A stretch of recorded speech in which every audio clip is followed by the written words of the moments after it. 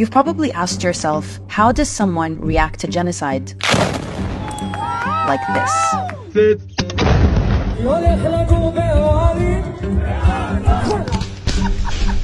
With your babies here.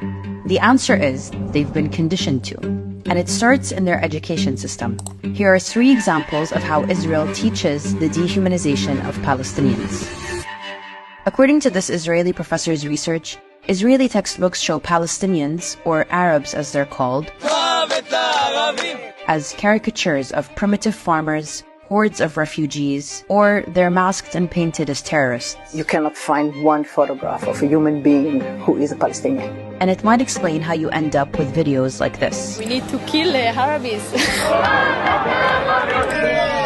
The way they are represented are as the problems and threats. And since they never or hardly ever meet Palestinians face to face or speak to them, although they may live 50 to 100 meters from them, this is what they know. If you type map of Israel in Hebrew into Google, this is what you'll get.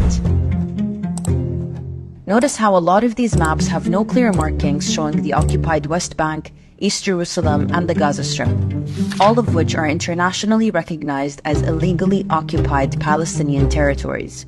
You'll also find this map in Israeli textbooks. It's how you end up with illegal settlers colonizing more and more Palestinian land, claiming it's their God-given right. All this, what you say, it's belong to Israel. And it's how you end up with scenes like this. You have this necklace? That's Palestine, yeah. This is Israel. הארץ שלנו. כל הארץ. כולל עזה. שומרים את גוש קטיף.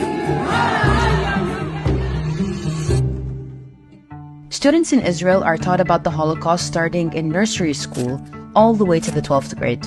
Part of that learning is looking at horrifying images, or exercises that encourage students to put themselves in the shoes of the victims and relate to the experience. The identification of students with the victims isn't a coincidence. It's an intentional policy by the Israeli Ministry of Education.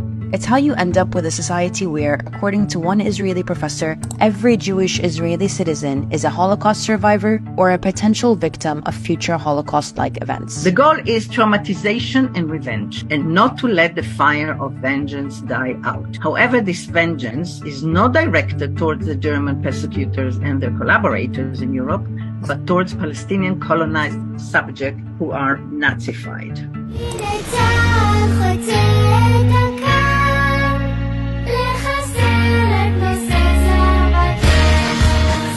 The fact that Palestinians had nothing to do with the Holocaust and that they are the ones currently being exterminated seems to be irrelevant. With this weaponization of the Holocaust, Zionism isn't seen for the settler colonial racist ideology that it is, but as the savior of the Jewish people. And it's this thinking and this fear that is weaponized to justify the violence of the Zionist state. That it must exist and do whatever is necessary to defend itself so that another Holocaust would never happen again. That's how you end up with videos like this. It is a terrorist organization which murders Jews because they're Jews. Once the Jewish people were defenseless, no longer. So why does this matter? Israelis spent 12 years in this education system, teaching them to dehumanize Palestinians and see them as people looking to eliminate Jews, not an oppressed, colonized people looking for freedom.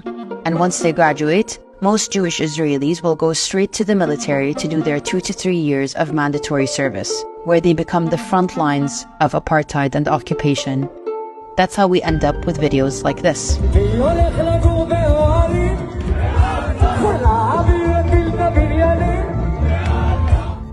So why do all this? Well, Israel can only exist as a Jewish state if it manages demographics to maintain a Jewish majority.